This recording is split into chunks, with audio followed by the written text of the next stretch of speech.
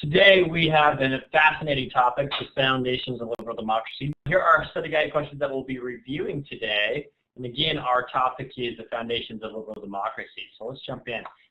First of all, what are the foundations of liberal democracy? We're going to talk about virtue today. So if you want to jot down right now, just the basic answer to what is, the foundations of liberal democracy. We're going to talk about virtue. We're going to talk about widespread education, and we're going to talk about governmental forms, or what's often called auxiliary precautions. Sound good? Okay, what is a liberal democracy first, and then let's talk about why it's called that. Well, yeah, liberal democracy, that just means like democracy as in the people are in charge, essentially. Of course, we get into a bunch of details about that, and then liberal as in just like generally more free and less regulating of people's lives, for better or for worse, I suppose. So, yeah. Okay. Yeah. So essentially, a liberal democracy is a government that is democratic in nature, meaning that it has voting rights for the people. Often, or in fact, I don't know of any examples that aren't currently a representative form of government, so democratic republics, right? But liberal democracy specifically is referring to specific freedoms that are protected, like speech, thought, religion, expression, and so forth. The majority of the world's countries are considered liberal democracies today, the majority. Now, there's different variances on, how much, freedom of speech people have, how much freedom of religion people have, how much freedom of assembly people have, but to one extent or another, they're fairly free in those areas, if not fully free in those areas. But why do we call it a liberal democracy, though? Oftentimes, when we hear the word liberal, we kind of think Democrats, and we hear the word conservative, we think Republicans. But divorce yourself from kind of the politics of that for a second. The party lines, if you will, and the parties that deal with those conservatives and liberals and so forth. What does it mean to be liberal, and what does it mean to be conservative? In a much broader perspective, not in the specific politics of the United States. Tanner, go ahead. So yeah, up on the dictionary here, there's a little Apple Widgets feature. Anyways, it just says open to new behavior or opinions, and willing to discard traditional values, which that's the more social definition. Then the more political definition is favorable to or respectful of individual rights and freedoms. So yeah, let's see some of them. Yeah. And reiterate that last definition that you gave real quick for us, Tanner. Yeah, so favorable to or respectful towards individual freedoms. In other words, they just respect and are proponents of people having individual freedoms, basically. Yeah, so individual freedom. And the reason why that's considered liberal is pre the United States, and frankly pre-1900, because there was only 4 liberal democracies in the world at 1900. If you were conservative, you were pro-monarchy, because you were conserving the way things were, right? Liberals were moving to something new, which was this new democracy, and we've now called a liberal democracy, and it's essentially that you are pro-individual liberty and sovereignty as opposed to monarchical sovereignty. Does that make sense? So we are truly liberal Democrats. And so if you have Republican parents, go to them right after class and say, Mom, I'm a liberal Democrat, I'm sorry, and see what happens. And then say, Mom, you are too, and you don't even know it. All right, but yeah, liberal democracy in that broader sense is you are for individual freedom, okay, for individual freedom, and open to new ways of thinking, living, and so forth. And the United States is extremely liberal compared to the way things were a long time ago, okay? So we've set that trend and changed that, okay? All right, so that's a liberal democracy. Now let's get into the foundations of liberal democracy. The very first, most important foundation is a virtuous people. What does it mean to be virtuous? Kaylee, go ahead. I think, I'm not sure I can't remember the words like that. dictionary definition is, but I know for like me and most people, I think of it as something that means strong, like you like to stand by what you believe in, kind of a thing, and you're not easily persuaded, I guess. Okay, so you're strong. You're not easily persuaded. You kind of stick to your values, is what you're saying. That's a virtuous person. Cool. Okay, that's a fairly common view of virtue in our day. It's fairly commonly used in that way. More often than not in our day, virtue is about morality, and so in a way, I think you might be associating like values with morality there, Kaylee.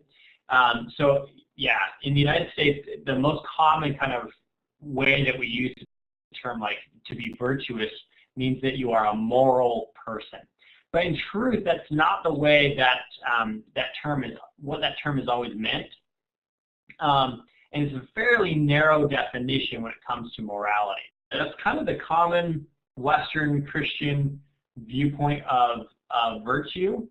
And you know, terms evolve over time, and sometimes terms narrow over time, right, in their meaning. And so in a way it can be related to that. But there is a much broader definition of virtue that I think is worth looking at, and I think will inform us when it comes to our discussion today on having a virtuous population. So what is virtue? Let's dive in here real fast. Tanner, for sake of time, let me move on, okay? Let's look at some of the great philosophers throughout history and think about how they have defined virtue, okay? So Plato thought man's purpose, so not virtue, but man's purpose was to attain what he called eudaimonia, okay, which is often translated into happiness or well-being.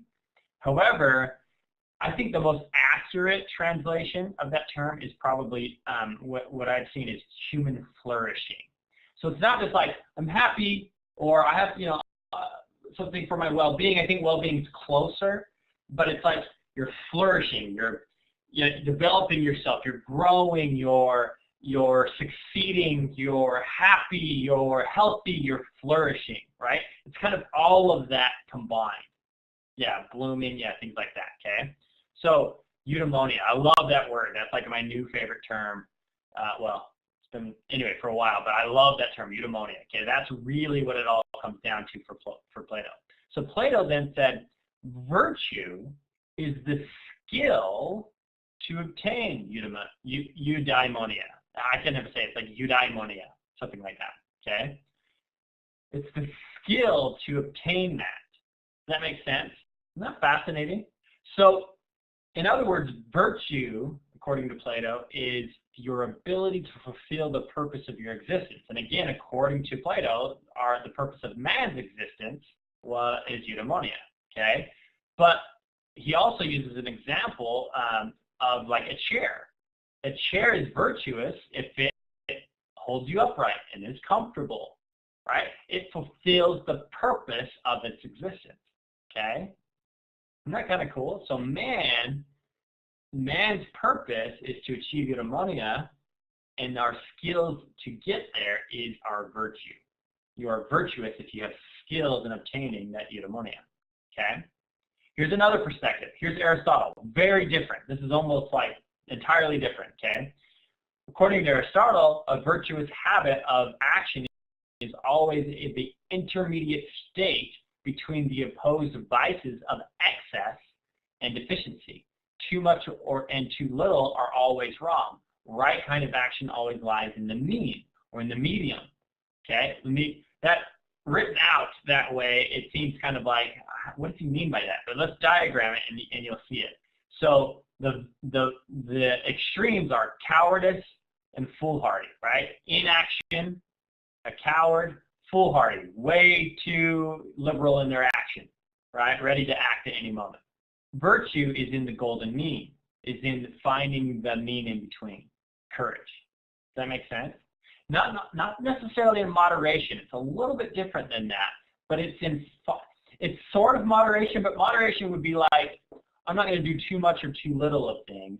It's more like you find the right action in between. It's more like purposeful than that, in a way. Right? Let me give you another example. Self-doubt and arrogance. The golden mean is confidence. Kind of a fascinating way to look at it, because you would never think, hey, I want to have a balance of self-doubt and arrogance. Right? You would never really think about it in that way, but it's fairly interesting. Okay, so that's Aristotle's contribution. Let's look at Seneca, the Roman Stoic, okay, Roman philosopher. He defined virtue as simply as wise living. I love how simple Stoics can be, okay?